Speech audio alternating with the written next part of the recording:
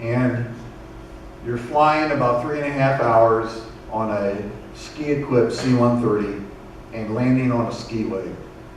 It's about 900 miles. It's also a 9,300 foot elevation when you land. That's how high you are. And 9,000 feet of it is ice, and 300 feet at the bottom is bedrock. That's above sea level. And this whole ice sheet is literally moving 35 feet a year towards the ocean, which is 1,000 miles away. This is a skiway, as I mentioned, which means airplanes can only land on skis. You cannot land a wheeled airplane there unless you want to leave it there forever. This is the main station over here, and I'll show you some other pictures of that. We just finished building this new station in the last couple of years. These are other areas out away from the station. The prevailing wind is this way, in that direction. So all of the exhaust from the station generators and things like that are all blowing downwind. So we put some of our important data collection facilities upwind so that it doesn't get contaminated by the station. For example, in here is the clean air facility. And what that is, NOAA out of Boulder, Colorado, has a scientist. He's a government employee, and his job is to work in this building and collect about 8 or 10 air samples throughout the 24-hour period every single day. And it is the cleanest air on the face of the earth. And then that air is being analyzed for what particles that are in it, carbon dioxide, all kinds of things, so that they can have a baseline and see what's happening around the world and what is man causing or what is not. They have been doing that since 1957. So they've got a pretty good historical record of the carbon dioxide levels, which then translates into the global warming issue. This other area we call the dark sector, and again, it's out away from the station, and there is nothing out here. So there's no light, there's no ambient light. You're not facing, the telescope is not facing towards the station, so all you see is black space. And those are some of the major areas. South Pole is being used as the best telescope place on Earth because the atmosphere is the thinnest at the South Pole. Because it's so dry with 2% humidity, there's less water vapor than anywhere on Earth. So there's less refraction as they use telescopes to look into space. And they have discovered that is the best place to have one. That is the new station that we just finished building a couple years ago. Couple of things about it I wanted to show you. This circle is there's actually 2 South Poles. There's the South Pole that the congressmen and the dignitaries go to, and then there's the real South Pole. And the difference is, when an airplane lands, it taxis in here, and this is where it stops. And again, it's 9,300 feet elevation, but because the air is so thin, the pressure altitude is anywhere from 11,000 to 14,000 feet every day. And if anybody has been skiing in Colorado or Utah at 10,000 feet, you know it's not that easy sometimes. It's hard to breathe. Your red blood cells won't carry oxygen very well. And these senators and congressmen get off the airplane with 35 pounds of clothing on and start walking to the pole, to the South Pole, to get their picture taken. And right about here is when you have to pick them up off the snow because they just fell over from not able to breathe. It's a very tough place, and I'll show you where the real pole is in a second, but we built this one for 2 reasons. One, to get it closer to where the airplanes land, and so all the dignitaries can get their picture taken at the South Pole. And also it's kind of more in line with the station, and you get a lot better background picture that way, like that. This is me standing there, obviously, and it was 60 below zero. I took my face mask off long enough for him to take the picture, and that was it. It's can be very cold there. Now here is the real South Pole. This is the geographic South Pole. And it's another quarter-mile, probably, walking to get over there. And the wind's blowing real hard, it's 60 below zero. And if you're not prepared for it and dressed for it, it's not an easy thing to do. So this is the real pole. And we have a marker here that says this is the geographic center of the Earth. And the U.S. Geological Survey comes down every year, and these days they use a GPS and they shoot a beam up into the sky, and they find where the exact center of the Earth is, and they stick a pole in the ground. Now, I told you earlier that all of this ice is moving at 35 feet a year. So there's the guy sticking the pole in the ground. So here is that pole that he stuck in the ground. The year before, this is the pole. The year before that is where I'm standing. And if I turned around, there's 3 or 4 others right behind me until they disappear because they've been covered with snow. So everything is moving at the rate of 35 feet a year at the South Pole, 1,000 miles away from anywhere. And 9,000 feet thick ice. It's mind-boggling to imagine that kind of a movement of a solid material like that. The other thing I'll note here, this is the new South Pole again, and it's designed as a wing, as an air wing, like an airfoil, because the wind is coming this way, and it hits here, and it scours underneath, so a lot of this snow is driven underneath and doesn't pile up. This is actually the, I think this is the 4th South Pole station that's been built since 1956. And the reason the others aren't there anymore is because the snow built up and buried them and crushed them, and now they're gone. So every so often you have to rebuild. And they were hoping to make this last a lot longer by designing it to where the snow scours itself. And we also help it a little bit. Every summer we get bulldozers out and we try and fan this out and take away a lot of that snow so it starts all over again. But these pylons, they're about 12 feet high from the snow to the bottom. And there's a guy standing, by the way, so you can get a little perspective on size. But these can be jacked up. The entire station, every one of these poles, can be jacked up 12 feet 2 times over the life of the station. So there's really another 24 feet above here that you can push that station up before it starts to get buried. So we're hoping it'll last at least for 50 years is what the National Science Foundation hopes. And it took $154 million to build it, so they want it to last a while. Again, this is the pole here, and you can see the vapor and whatnot from the diesel engines and what that's driving around. And this is the way it is all the time. There's always at least a 15-knot wind at South Pole. It can be a lot stronger at times, but anytime you go outside, you're almost always going to see 15 knots. And that's just the prevailing wind there. So then the third station I'll talk about is Palmer Station, which is the smaller one up in the peninsula area. And you can see this is the whole station right here, so it's very small. There's only 4 or 5 buildings there. And it generally supports the oceanographers and the marine biologists and things like that. This is our pier that our ship comes into. And this is one of our 2 ships. You can see those little bumpers there. The ship is tied up. And it brings in scientists, and we bring in station people, and we switch them out every once in a while. We bring in the food and fuel and things like that. I've already talked a little bit about the logistics, but again, just to remind you, from the US, you go to Los Angeles, down through Auckland and Christchurch, New Zealand, and then down to McMurdo Station.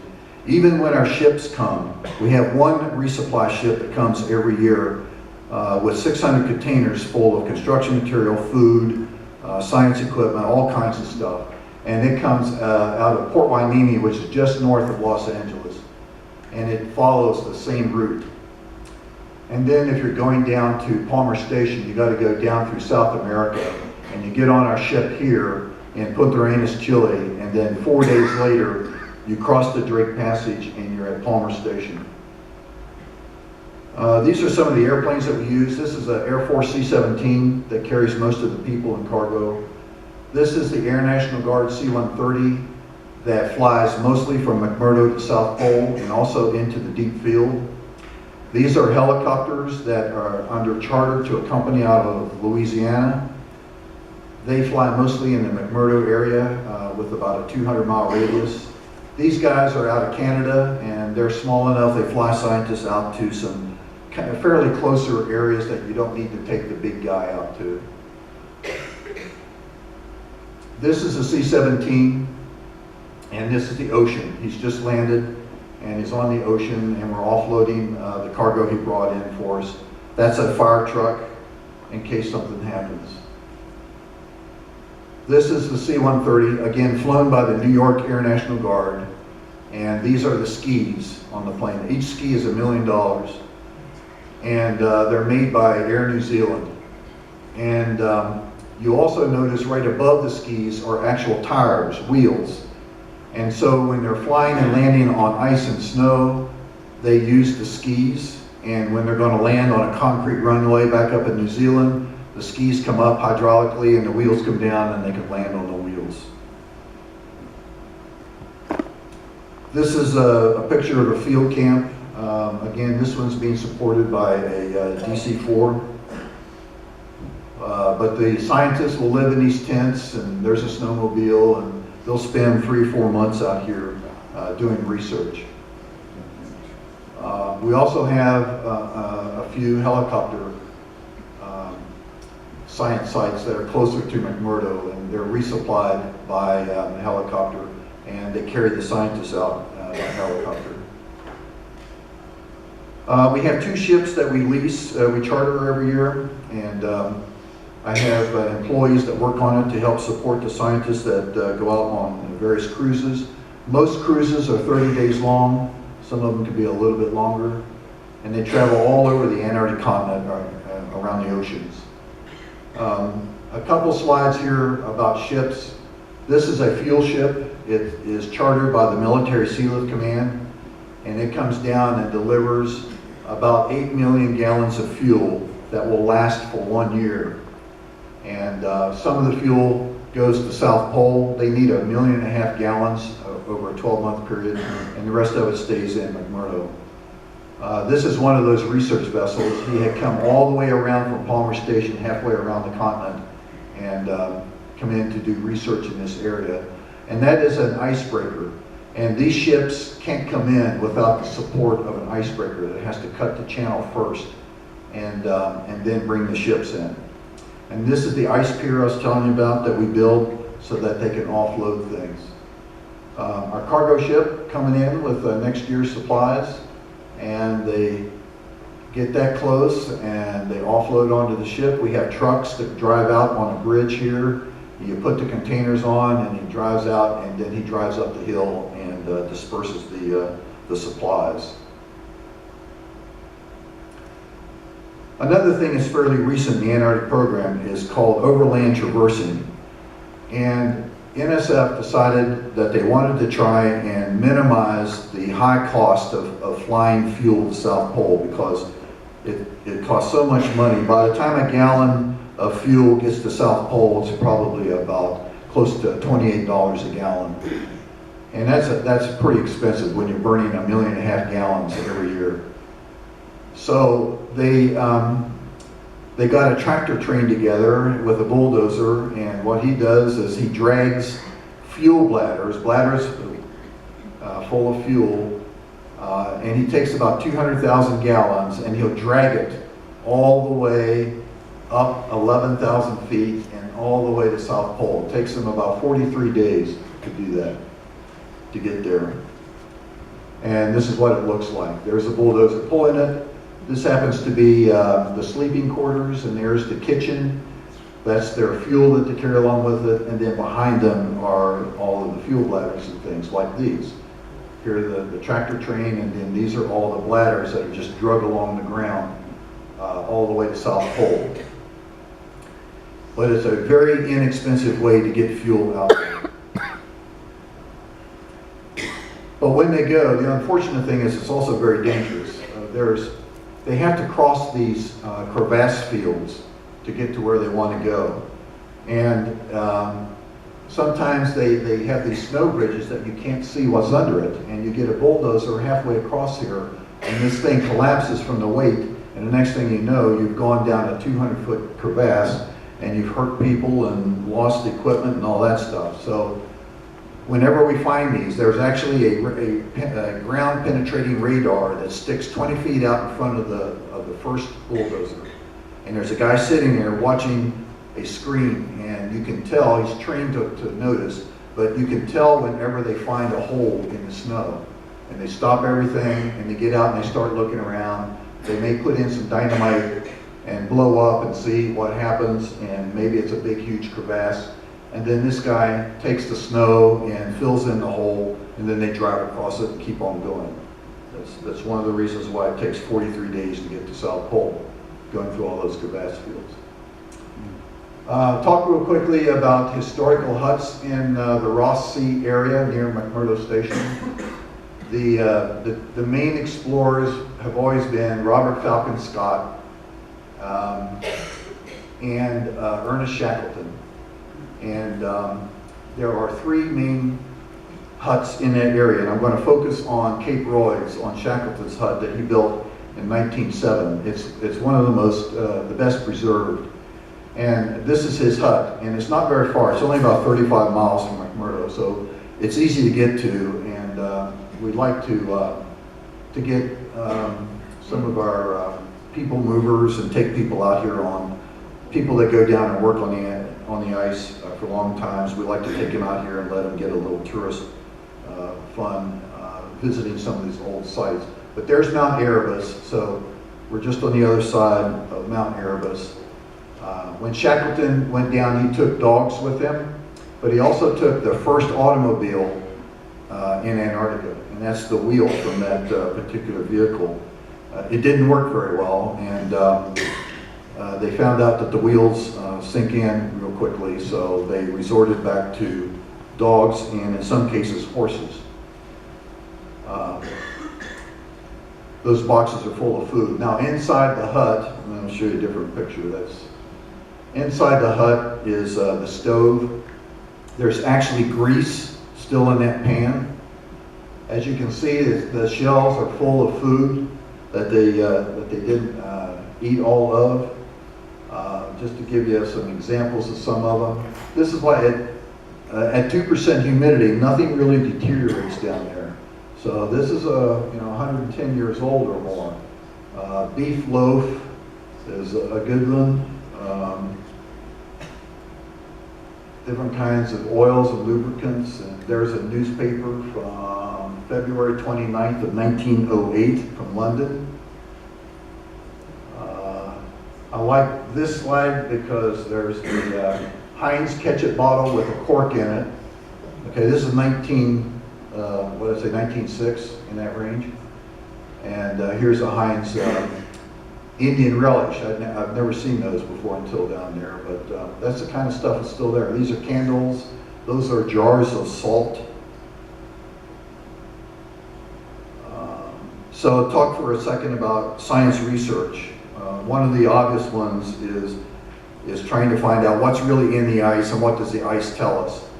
And there's a major collaboration of countries that are drilling called Andril. This whole thing is a drill inside. And it's out here in the western part of Antarctica where the ice is moving faster than anywhere else on the continent. And this is where they're worried about all of this breaking off in the near future and starting to melt and raising the sea levels. So they're trying to figure out just what the dynamics are. And here the ice cores went down to 11,000 feet. That's the deepest they've ever drilled. Somebody here saw me, used to work up in Greenland. They have a similar project up in Greenland so they can compare the ice cores between the two areas. But this is 62,000-year-old ice. And the drill is right here. And it raises straight up and down, it drills down, this is the drill bit, it gets full of ice in the column. and then the whole thing lays back down and lays flat, and then they slide out the ice core. And then they can dissect it, they can put it in special instruments and melt the ice, and as the air bubbles from 62,000 years ago open up, they can actually test the air, they can see what's in it, what the makeup is, how much carbon dioxide is there really global warming or is there not, you know, all those kinds of things. Another discipline down there is geology. If you can find exposed rocks, and there are places that you can find it. I noted earlier that this Bull Pass near McMurdo is the driest place on the face of the earth. It's never seen any precipitation ever. And there's all kinds of different layers of rock. This is about a 9,000 foot mountain sticking out, and these are rivers of ice glaciers that are flowing off of the plateau and flowing towards the ocean. This is a field camp that's out doing some research studies, and here somebody found a plant leaf up in here. So there's a lot of fossils around. This guy came down a couple of years ago and found a dinosaur that they never knew existed in Antarctica until he found it. This is me with a bunch of emperor penguins. There's a couple of penguins out here in the water, and when we landed the helicopter, there were no penguins here. They were all out in the water. And I just went over and sat down and waited about 15 minutes, and they all popped up out of the water and came over to check me out. The story I can tell you, though, is back in the 70s when I was a Navy helicopter pilot. In those days, no man had ever seen an emperor penguin hatch in the dead of winter because it was just too hostile, and we didn't have the technology, and this is the days before Happy Feet and March of the Penguins and those kinds of things. And so SeaWorld in San Diego went to the NSF and said, we want a science research project that captures penguins in Antarctica and brings them back to San Diego, and we're going to build a big penguin encounter and create an environment for all these penguins. And by golly, we're going to watch and see how they do it, and see what happens when an emperor penguin egg is actually hatched and all that. So I got the lucky job of going out and tackling these guys.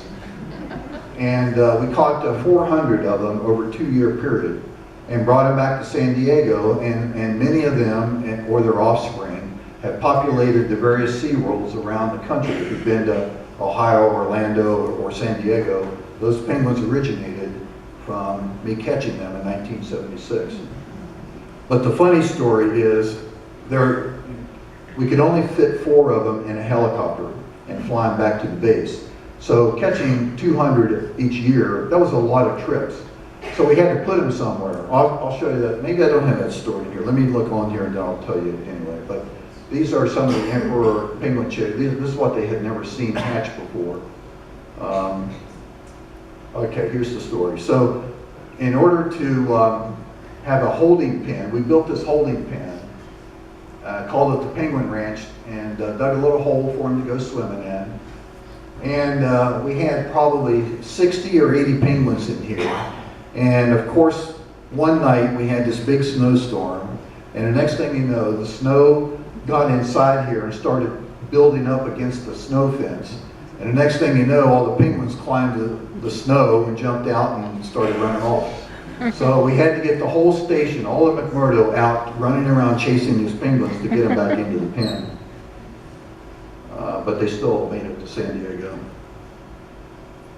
So these guys are very natural in water. They feed in water. They can dive to 2,000 feet deep. And they're just fascinating birds to study. This is an Adelie rookery out at Shackleton's hut that we showed earlier.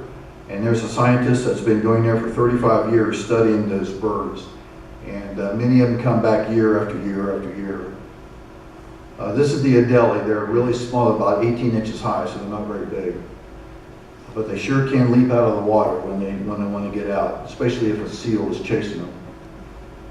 But these guys are nesting, they're laying on eggs. And that's what the hatched bird looks like. And after a couple of months, it'll shed all that and it'll look like a penguin. The skua bird is like a big seagull, and that's the main predator of those penguins.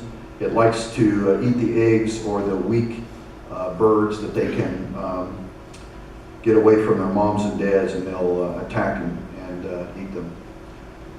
So a penguin walks into a bar and says to the barman, "Have you seen my brother?" And the barman replies, "No, what does he look like?" So you can't even tell between a male and female. And in fact, when San Diego went down there, the scientists that came from San Diego, the U.S. Agricultural Department said, "Oh wait, you're bringing penguins back? What if you bring Newcastle disease and it infects our chicken population?" So no, you can't do that unless we know that they don't have Newcastle disease. And the scientists are saying, there ain't no such thing as Newcastle disease, especially in Antarctica. It's not possible. Well, I don't care. We need to test them anyway. So you need to swab each of them and send the swabs back so we can test them and make sure. So when the scientists got down there, they caught one penguin and they swabbed him 100 times and mailed it back out. Penguin couldn't walk for a few days. This is a seal. There's a lot of these Waddell seals. They're very gentle, about 1,000 pounds. The only danger of them is if one of them rolls onto you. We've had a couple of people get broken legs because they were standing too close, or they were trying to attach an instrument to it for when it dives and have it roll over on them and break their leg. They're very, very big, but slow, and they're not ferocious to us men and women. But this guy is a different story. This is a leopard seal, and that is the meanest guy in the ocean down there. And he eats his meals out of penguins. And he doesn't just grab them and chomp them and down they go. He skins them first.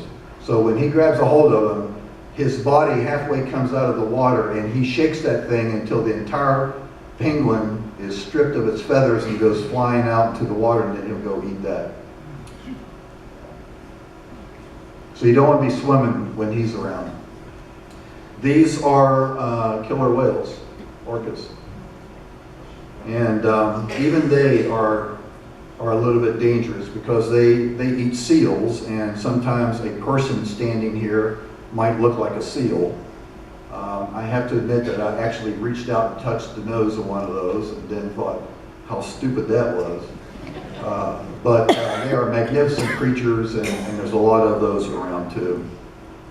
We also have a lot of diving, and the water's pretty cold. It's 28 degrees Fahrenheit.